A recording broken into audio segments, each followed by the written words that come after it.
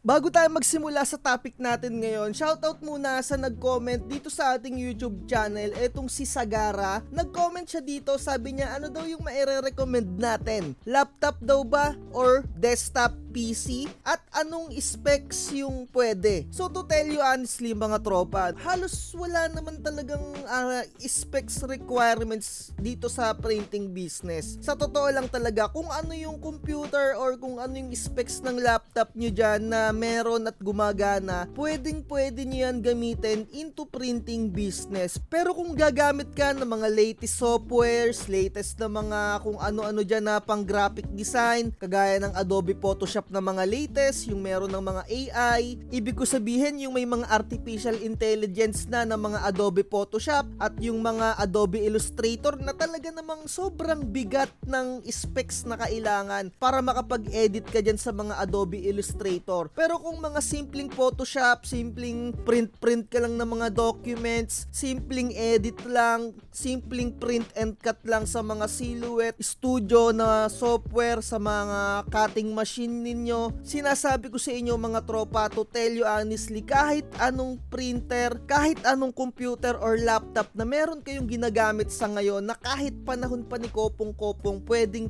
yan. Papatunayan natin mamaya. Pero bago ko sa inyo patunayan yon, ipapakita ko muna sa inyo kung ano yung specs ng PC ko, dahil etong PC ko or yung unit ko ng computer ay ginagamit ko siya sa gaming or into gaming din ako. Medyo hardcore din yung gaming natin dito, kaya naman medyo ginandahan ko na yung pag-build ko ng PC dito. At kung mag-i-edit kayo ng mga Adobe Illustrator, yung mga latest version na Adobe Photoshop, kailangan talaga medyo mataas yung specs ng inyong mga PC. Pero kung kagaya nga ng sinabi ko, yung tipong edit ka lang ng konti, kahit hindi na mamahalin, huwag nyo nang gayahin yung mga specs dito. Kasi meron din akong napanood na isang YouTuber na babae, napakamahal nung kanyang unit. Ayun nga, sabi niya yun daw yung parang pinakamaganda, pero para sa akin, kung wala kayong budget, huwag nyong gayahin yon. Hindi ko nababanggitin yung YouTube channel niya. At eto nga, ipapakita ko na sa inyo yung gamit ko na processor, AMD Ryzen 5 5600, dahil sobrang fanatic ako ng Ryzen na mga processor at talagang napakamura at napakaganda ng kanyang performance. Pero kung medyo may malaki-laki kang budget, di Intel gamitin mo. Pero para sa akin, budget wise, Ryzen talaga pinaka-pasok na pasok, lalong-lalo na yung mga AMD na ganito. And then motherboard 550M gigabyte, and then sa memory ko meron akong 32GB DDR4, naka 3200 na yung kanyang frequency. And then meron ako ditong GPU or yung graphics card ko na AMD RX 6600 na kahit papano ay napakaganda niya sa mga gaming talaga at sa mga editing software na ginagamit ko like Photoshop, Adobe Premiere, yung pag-edit ko ng mga video, at Adobe Illustrator. Talagang napaka-smooth ng gamit ko. Never akong nag-lag dito sa build ko na to. Kung tatanungin nyo ko kung magkano yung pinaka-total na itong specs ko, medyo hindi ko na siya masyado ma-recall, pero nung medyo bago pa yung mga specs na to or yung tipong kalalabas lang, kung susumahin more or less mga 50 or 60,000 din ata etong unit ko na to. Pero sa ngayon medyo bumaba na yung mga parts neto, medyo sa tingin ko makakabuo ka na neto ng sa halagang 30,000 o to 40,000. Pero hindi ko na kayo hinihikayat na bumuo ng ganito aganda na unit, at ituturo ko naman sa inyo kung ano yung tipong pasok na unit na para sa inyo kung medyo budget wise kayo, at sisimulan na natin yon. At ipapakita ko nga sa inyo, eto yung aking laptop. Gumamit na lang ako ng AnyDesk para hindi ko na mismo ipakita sa inyo yung actual ko na laptop. So, eto yung pinaka-specs niya. Naka Windows 7 Ultimate pa ako dito, at kung makikita nyo, Intel Pentium pa etong laptop ko na to. Kumbaga dual core pa to, at makikita nyo 2GB lang yung kanyang RAM. Pero ang pinaka-importante sa pagpili ng PC or laptop, dapat 2GHz pataas yung inyong mga speed ng inyong mga processor. Kagaya nito, Intel Pentium lang siya pero 2GHz yung kanyang speed. Although 2GB lang yung kanyang naka-installed RAM, pero magagamit natin yan sa pag-edit-edit yan nga sa mga Adobe Photoshop. Pero yung yung mga lumang version lang yung ating gagamitin. Kasi ang importante lang naman doon makapag-edit kayo, ma-install nyo yung inyong mga printer, at kung tatanungin nyo ako kung gaano nakatagal etong laptop na to tell you mga tropa, 14 years na tong laptop na to. Nag-aaral pa ako ng college niyan at eto yung proof ko na ipapakita ko sa inyo kung gaano nakatagal yan. Nandito tayo sa Wikipedia dahil ang pinaka-model niyan ay Pentium 6100.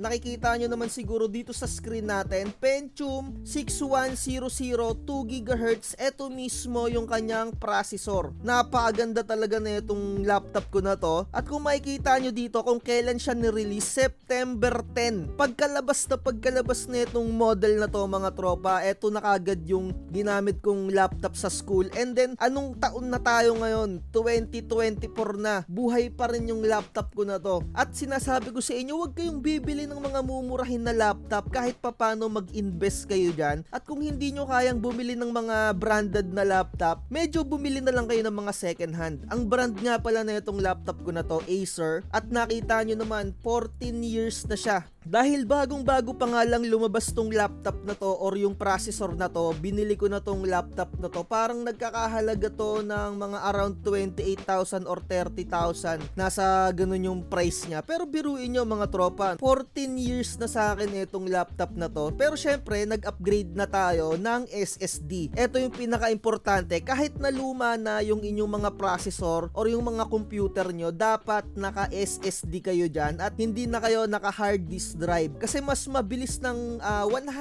times or 10 times faster yung SSD. So ano ba yung SSD? Yan yung ginagamit nyo pang storage ng inyong mga laptops or mga desktop. So kung naka hard disk drive pa kayo, sobrang may experience nyo yung bagal ng galaw ng inyong mga computer. So makikita nyo dito, no, 2 gig lang yung RAM ko, pero napaka-smooth pa rin nung ating galawan dito. So never tayong naglalag dito. At eto nga, i-install ko yung Silhouette Studio at i-install natin yung Adobe Photoshop. Pero kagaya nga ng sinabi ko, yung lumang version lang yung i-install natin, yung CS6 lang. Kung gusto nyong mag-avail na itong CS6, i-message nyo lang ako dahil ma-avail nyo to sa napakamurang halaga lang. Pero kung meron kayong makukuhaan na mga free, so dun kayo magkuha at mag-ingat-ingat lang kayo sa mga nai-install nyo. Pero hindi ko naman kayo tinatakot. Basta do it at your own risk lang. At sa pag-install naman ng Silhouette Studio, eto nga yung ginagamit sa mga cutting machine. Ang i-install nyo lang yung mga lumang version. Ibig ko sabihin, huwag kayong mag-i-install nung pinaka-latest. So kagaya nito, ang i-install ko na version sa Silhouette Studio yung 4.4.895 na version. Kasi yung mga 4.5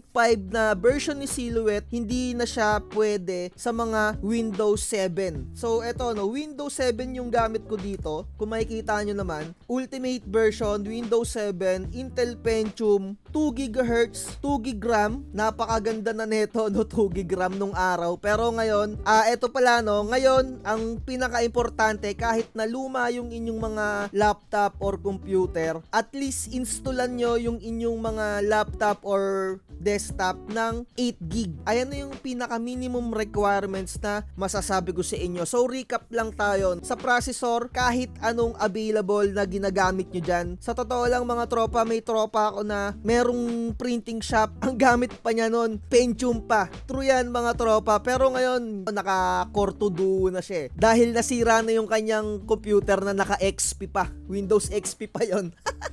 Naalala ko 2020 ko na bisita or 2018 ko nakita yung shop niya, nagkakilala kami. Pero ano pa ako noon, hindi pa ako into printing, nanonood-nood lang ako kasi kaibigan ko na talaga yon. XP pa yung gamit niya. Pero syempre no, wala na yung XP, hindi na supported ng mga kung ano-anong application yan. Kaya siya nagpalit na ng Windows 7 at yung gamit niya doon, yung Core 2 Duo. Na di hamak na mas maganda yon kesa dito sa PC natin. Pentium lang to. Intel Pentium. Mas maganda yung Core 2 Duo. Makikita nyo dito sa mga list ng mga processor. Ayan, ito yung pinaka-tip ko sa inyo. Recap lang tayo. Ang bibilihin nyo na mga computer kahit na lumang mga version. Kapag sinabi na i3, meron yan mga version eh. I mean generation. First generation, ayan yung mga lumang-luma na. Second, third, fourth, fifth. Kung talagang wala kayong mga budget, at least third generation yung bilihin nyo ng mga processor kung Intel yung inyong brand ng processor. Pero kung mga AMD naman, at least mga Ryzen or A8 dito, mga ganito, A8 na series. Etong A8 ay mga quad core na. So, summary na lang natin para medyo hindi na humaba kasi alam ko naman na hindi kayo masyado technical. Ulitin ko lang, kung bibili kayo ng Intel na brand, at least i-check nyo kung 2 GHz yung kanyang speed or pataas or 3. Basta huwag kayong bibili ng mas mababa sa 2 GHz yung speed ng mga processor. At kahit papano i-check nyo, mas maganda na naka-quad core na siya. Pero kung dual core lang, napakamura na lang nun, siguro makakabili ka na ng mga second hand nun sa halagang 2,000 or 1,500, mga ganun yung presyuan nun. Kasi talagang sobrang luma na ng mga ganung version. Pero kung mga AMD at tipong mga budget meals ka lang, A8 yung bilhin mo dahil quad core na siya, 4 na yung core niya, tapos yung frequency niya or yung speed niya, eto no, 2.1 up to 3.9 GHz na siya. Kasi meron yan mga speed boost, automatic yan. Pero wag kayong mga bibili na ng mga A4 series. Pero kung talagang walang-wala kayong areps, yung tipong budget na budget kayo, mga A4 series makakabili kayo niya ng mga halagang 3,000. Napakamura na nun, I tell you mga tropa. Pero pag mga A8, abot pa yan ng mga 5,000, 6,000, makakapag-start ka niya dyan. Kaya kung sasabihin mo kung mag-i-start ka ng printing business na wala kang laptops, wala kang computer, unahin mo munang bilhin yung computer kasi sa halagang 3,000, 2,000, 4,000, makakabili ka na dyan ng mga lumang specs ng mga laptop or desktop. Siguro tapos na yung pag-install natin dito sa ating Adobe Photoshop at tapos na nga yung pag-install natin dito sa Adobe Photoshop. I-install naman natin etong Silhouette Studio na 4.4 version. Dito nga natin siya ilalagay sa ating Intel Pentium pa na laptop. At eto, nakikita nyo, no, successful natin na install yung Silhouette Studio 4.4 dito sa Intel Pentium.